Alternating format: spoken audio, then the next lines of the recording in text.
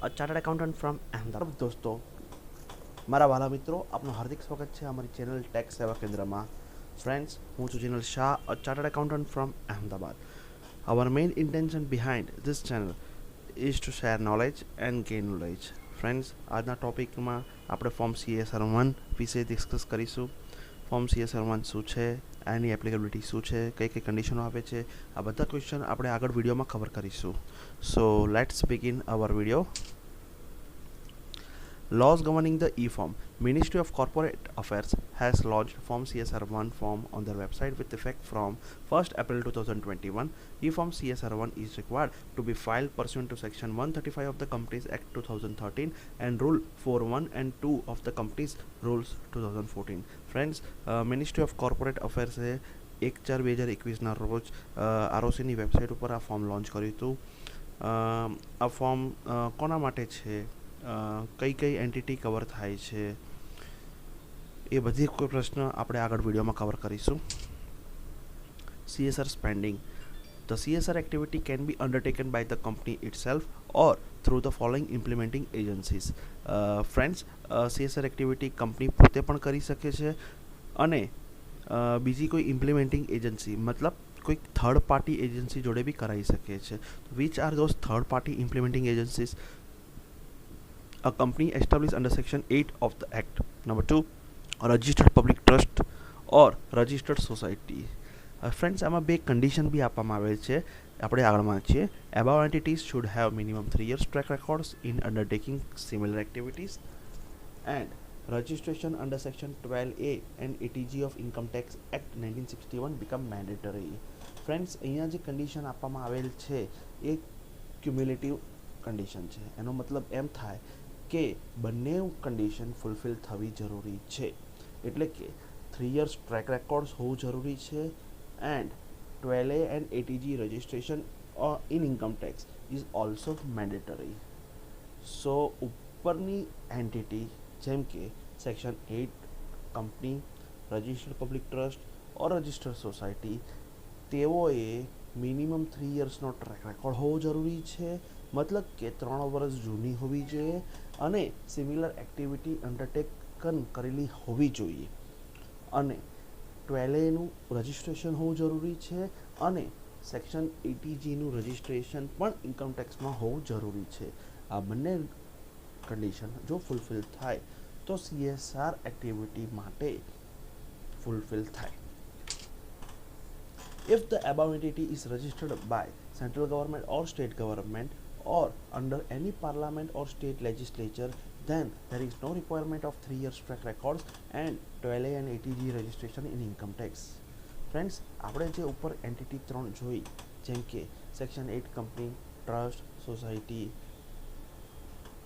તેઓ registered by central government હોય કે સ્ટેટ ગવર્મેન્ટ હોય ઓર કે પાર્લામેન્ટ કે સ્ટેટ લેજિસ્લેચરમાં રજિસ્ટર્ડ થયેલી હોય, તો તેવા સંજોગોમાં 3 years ટ્રેક રેકોર્ડ અને 12A અને ATG રજિસ્ટ્રેશનની કાંઈ જરૂરિયાત નથી. એ કન્ડિશન જોવામાં નહીં આવે.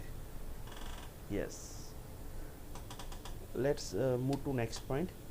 Company establish under section 8 of the act or a society or a registered trust or a registered society established by the company either singly or along with any other company, then there is no requirement of track record of 3 years. Friends, અહીંયા એ સમજવામાં માંગે છે કે કોઈ company section 8ની company હોય કે trust હોય કે સોસાયટી હોય જે કંપનીએ પોતે એસ્ટાબ્લિશ કરેલી હોય અથવા બીજી 2-3 કંપનીઓ ભેગા થઈને ટ્રસ્ટ કે સોસાયટી ક્રિએટ કરી હોય, તો એવા સંજોગોમાં 3 yearsનો ટ્રેક રેકોર્ડ નહીં જોવામાં આવે. Yes, track record of 3 years કેવા સંજોગોમાં જોવામાં આવશે કે એ થર્ડ પાર્ટી એજન્સી હોય. યસ, સો આ એક મહત્ત્વનો ઇમ્પોર્ટન્ટ પોઈન્ટ છે. Okay, so next point, unique CSR registration number. Every entity who is covered under these rules who intends to undertake any CSR activity shall register itself with the central government by filing e-form CSR1 with ROC with effect from 1st April 21. On filing of CSR1, unique CSR registration number shall be generated by the system automatically. Friends આ એક unique CSR registration number શું છે કે એક form CSR1 જે આરઓસીની website ઉપર file કરવાનું હોય છે એ ફોર્મ HTTP મોડમાં જાય છે અને એટલે કે તરત જ ઓટોમેટિકલી આપણને એક CSR રજિસ્ટ્રેશન આવે છે fulfilling all other conditions. Yes friends. So friends આ બધી વાત થઈ આપણે CSR1 ફોર્મ શું છે, શું એપ્લિકેબિલિટી છે. હવે આપણે આગળ જોઈશું લાઈવ ફોર્મ તરફ. So let's move to live form.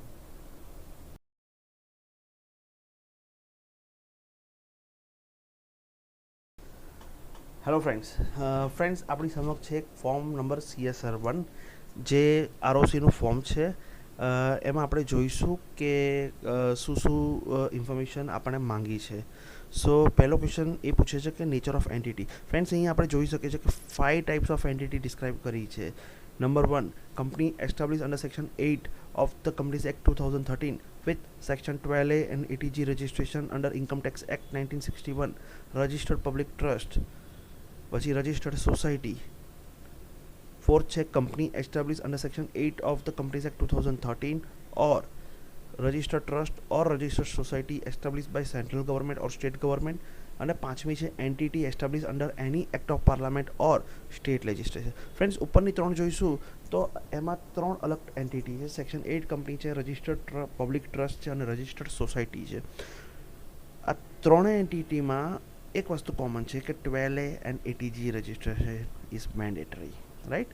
અને બીજી બે કંપની છે જે એ કહે છે કે સેન્ટ્રલ ગવર્મેન્ટ યા સ્ટેટ ગવર્મેન્ટે જોડે રજિસ્ટર્ડ થયેલી હોય અથવા કે પાર્લામેન્ટ કે સ્ટેટ રજિસ્ટરમાં રજિસ્ટર્ડ થયેલી હોય. ઓકે. સો આગળ ક્વેશ્ચન બેઝિક છે whether the entity is establish by any company. જો અગર કોઈ કંપની ઓર ગ્રુપ ઓફ કંપનીએ એસ્ટાબ્લિશ કરી હોય તો એનો CIN નંબર અને નેમ ઓફ ધ કંપની આપવું જરૂરી છે. ટ્રેક રેકોર્ડ 3 યરના છે કે નહીં, યસ ઓર નોમાં આન્સર આપવાનો છે. એન્ટિટી કઈ છે, ટ્રસ્ટ છે, સેક્શન 8 કંપની છે કે સોસાયટી છે, રાઈટ. આ બધી ઇન્ફોર્મેશન આપવાની છે. એડ્રેસ છે, ઈમેલ આઈડી છે, ઈમેલ આઈડી વેરીફાઈ કરાવવું પડશે, OTP આવશે. પાન ઓફ એન્ટિટી આપવું પડશે, નંબર ઓફ ડાયરેક્ટર્સની વિગતો આપવી પડશે, ટ્રસ્ટી હોય તો ટ્રસ્ટીની વિગતો આપવી પડશે, સેક્રેટરીની વિગતો આપવી પડશે. એટેચમેન્ટ રૂપે સર્ટિફિકેટ ઓફ રજિસ્ટ્રેશન આપવું પડશે, પાન કાર્ડની કોપી આપવું પડશે, બે આપવું પડશે. યસ. અહીંયા ડાયરેક્ટર હોય તો ડાયરેક્ટર, ટ્રસ્ટી હોય તો ટ્રસ્ટી અને ચેરમેન સેક્રેટરી હોય તો ચેરમેન સેક્રેટરી, જ્યાં જે લાગુ પડતું હોય. યસ. બીજી વસ્તુ એ માંગવામાં આવી છે કે હા યસ પ્રોફેશનલની સિગ્નેચર મેન્ડેટરી છે. ચાર્ટર્ડ એકાઉન્ટન્ટ હોય, કંપની સેક્રેટરી હોય કે કોસ્ટ એકાઉન્ટન્ટ હોય. યસ ફ્રેન્ડ્સ, આ છે વિગતો બધી લાઈવ ઇન્ફોર્મેશનની. અને આરઓસી તરફથી કોઈ પણ ફીસ પ્રિસ્ક્રાઇબ કરવામાં નથી આવી. There is no fee from government. So friends આપણે લાઈવ ફોર્મ જોયું, એમાં આપણે ઇન્ફોર્મેશન જોઈ કઈ કઈ ટાઈપની ઇન્ફોર્મેશન માંગી હતી. હવે આપણે એક નાનકડું ક્વેશ્ચન આન્સર સેશન કરી લઈએ અને થોડાક ડાઉટ્સ ક્લિયર કરી લઈએ. Okay, so let's start. If a company implements CSR activity directly through itself, whether such a company required to file CSR1? તો આન્સર ઇઝ નો. આપણે જોયું હતું કે ક્વેશ્ચનમાં 5 એન્ટિટી માંગી હતી. તો અગર કંપની જાતે CSR એક્ટિવિટી હેન્ડલ કરતી હોય તો એવા સંજોગોમાં ફોર્મ CSR1 ફાઇલ નથી કરવાનું. ફોર્મ CSR1 ફાઇલ ક્યારે કરવાનું હોય છે કે જ્યારે આપણે આઉટસાઇડર એન્ટિટી જોડે CSR એક્ટિવિટી કરાવીએ છીએ ત્યારે જ. Yes. If a company incorporates a trust or a society or section 8 company for conducting CSR activity, such a trust, society or section 8 company required to register for 12A and ATG of income tax? Yes, answer is yes. 12A and ATG registration mandatory છે. આ form 1/4/20થી form લાગુ પડ્યું છે એટલે કે 12A અને ATG પણ 1/4/21થી mandatory છે. Yes. If a company incorporates a trust, society or a section 8 company for conducting CSR activity, such a trust, society or section 8 company required to register to have track records of 3 years? Yes. No. Answer is no. અગર company પોતે incorporate કરે છે આ entity અને for conducting CSR activity, then there is no requirement to maintain track records of 3 years. Yes. Okay. Next question, whether it is mandatory for trust, society or section 8 company to get registration under section 12A and ATG with effect from 1/4/21 if they want to take CSR contribution? Answer is absolutely yes. 1/4/21 પછી 12A and ATG is mandatory. If any trust, society or Section 8 company having only one registration, whether 12A or ATG, whether they will allow for registration by filing of CSR 1? C. Answer is no. Both required. Both condition cumulative છે. Section 12A અને ATG both mandatory છે. Friends, અહીંયા આપણે વાત કરી કે CSR 1 form શું છે, શું કન્ડિશનો છે, એનું આપણે લાઈવ ફોર્મ બી જોયું કે લાઈવ ફોર્મમાં શું ઇન્ફોર્મેશન આપણને જોઈએ છે, કોની ડિજિટલ સિગ્નેચર જોઈએ છે, કોની સિગ્નેચર જોઈએ છે, પ્રોફેશનલ સિગ્નેચર જોઈએ છે કે નહીં, એ બધી ઇન્ફોર્મેશન આપણે અહીંયા આ વિડીયોમાં કવર કરી. હું આશા ચાહું છું કે આ ઇન્ફોર્મેશન તમને બહુ યુઝફુલ લાગી હશે અને તમારી ક્વેરી કે તમારી કોઈ પણ એડવાઇસ અમને જાણ કરજો. અમારો વોટ્સઅપ નંબર અને ઈમેલ આઈડી તમારી સામે છે ફ્રેન્ડ્સ, અને તમે કોઈ તમારા સુઝાવ આપજો કે જેથી અમે આ ચેનલને વધારે આગળ લઈ જઈ શકીએ. So friends, till next video, good bye, take care.